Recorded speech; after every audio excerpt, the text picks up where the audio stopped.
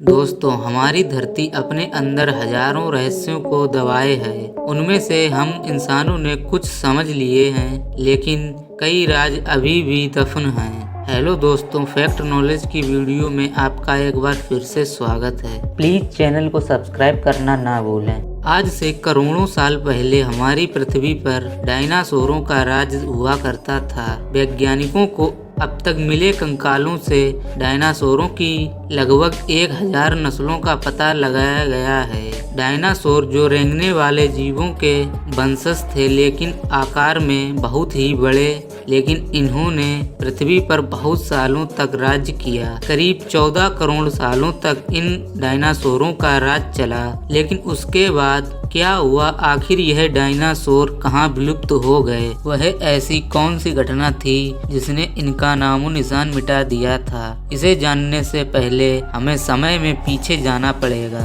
आज से लगभग 6.5 करोड़ साल पहले तब धरती का मौसम काफी सुहाना था। चारों तरफ पेड़ पौधे, सूरज की धूप, समुद्र से आती ठंडी ठंडी हवाएं और यह डायनासोर। परंतु डायनासोर के अलावा यहाँ पर एक प्रजाति थी जो आकार में बहुत छोटी थी और यह आज के चूहों जैसी दिखती थी। असल में यही हमारे पूर्वज थे और आगे चलकर हम इन्हीं से विकसित होने वाले थे। यह थे मैमल्स, स्तनधारी जीव। आपकी जानकारी के लिए मैं बता दूं कि डायनासोर अंडे देते थे, लेकिन मैमल्स अंडे नहीं देते हैं। यह मैमल्स डायनासोरों से छुपकर बिल में रहते थे। जब यह जानवर पृथ्वी पर अपना जीवन यापन कर रहे थे, उस वक्त एक 10 किलोमीटर वाला एस्टेरॉयड धरती की तरफ बढ़ रहा था। धरती की ग्रेविटी में प्रवेश करते ही इसकी रफ्तार और तेज हो गई। यह हर सेकंड धरती की तरफ बढ़ ही रहा था। यह कई हजार किलोमीटर की रफ्तार से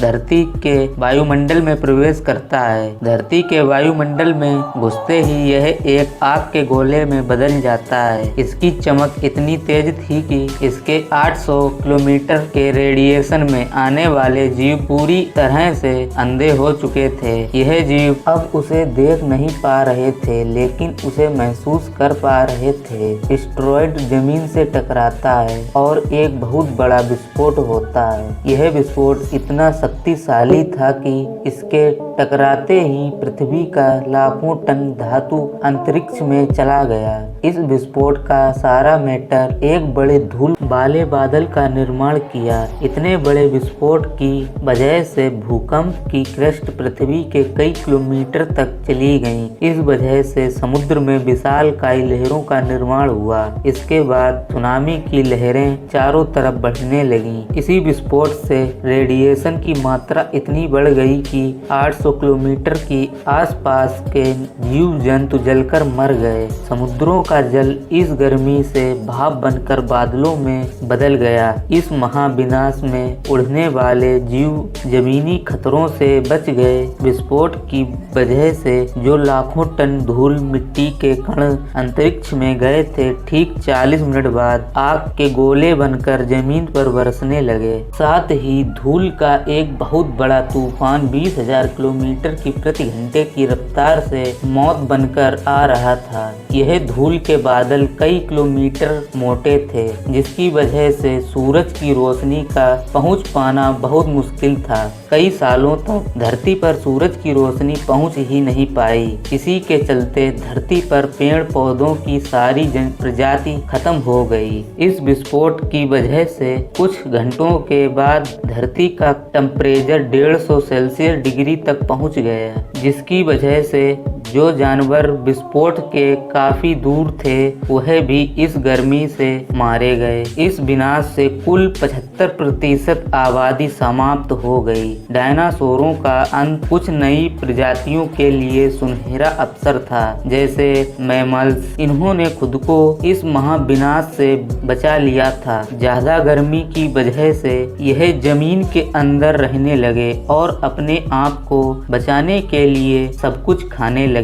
इन डायनासोरों के अवशेष हमें आगे मिलने वाले थे, जिससे हम लोग इस बात का अनुमान लगा सकते हैं कि एक समय यहाँ पर डायनासोर डायनासोरों का राज्य था। आखिर मानव की उत्पत्ति कैसे हुई, आइए यह जानते हैं। आज से लगभग 40 लाख साल पहले अफ्रीका के पूर्वी इलाके में एक नए पर्वत श्रृंखला का जन्म हुआ। यह पर्वत वहां आने वाले मौसमी हवाओं के लिए एक अवरोध बन गई थी और इस वजह से यहाँ के जंगलों में बारिश आनी बंद हो गई। यहीं इसी जंगलों में रहते थे एप्स। यह पेड़ के ऊपर रहते थे जहाँ उनको खाने की कोई कमी नहीं थी। इस वजह से यह हमेशा पेड़ों पर रहते थे। लेकिन अब यहाँ समय के साथ साथ सूखा पड़ने लगा। बिना बारिश के पूरी तरह यह जंगल साफ हो गए। एप्स के लिए खाने की समस्या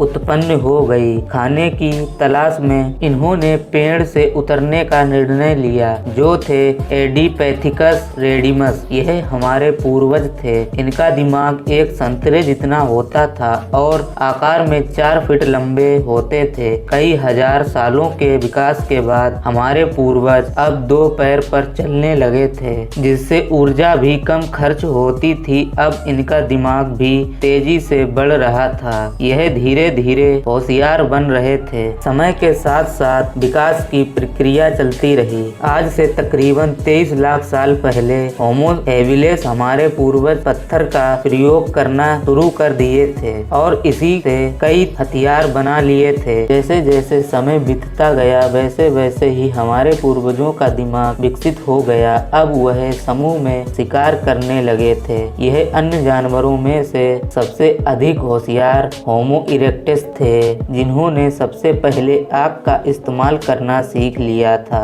अब उन्होंने मांस को पकाकर खाने से मांस को चबाने और पचाने में ऊर्जा कम खर्च होने लगी थी और बची हुई ऊर्जा अब दिमाग में इस्तेमाल होने लगी थी। करीबन 2 लाख साल पहले आज के इंसानों ने अपना रूप ले लिया था और अब इन इंसानों ने आवाज निकालना सीख लिया था। यही वो आखिरी विकास था जिसके बाद विकसित होकर होमो सेपियन यानी कि इंसानों का पूरी तरह रूप ले लिया था। अब इंसान कहीं भी आ जा सकते थे। अब वह दूसरे महाद्वीप पर भी रहने लगे थे। करीब 50,000 साल पहले इन इंसानों ने अलग अलग वातावरण और टेम्परेचर की वजह से उनके शरीर और चेहरे में बदलाव हो रहे थे। अब इंसान पहले से भी ज्यादा होशियार हो चुके थे। तो इसी तरह डायनासोर के अंत के बाद हम इंसान कई लाखों साल के बाद इस पृथ्वी पर आए हैं। तो दोस्तों, यह वीडियो आपको कैसा लगा प्लीज लाइक करना ना भूलें। तो मिलते हैं अगली वीडियो में। लास्ट तक देखने के लिए धन्यवाद।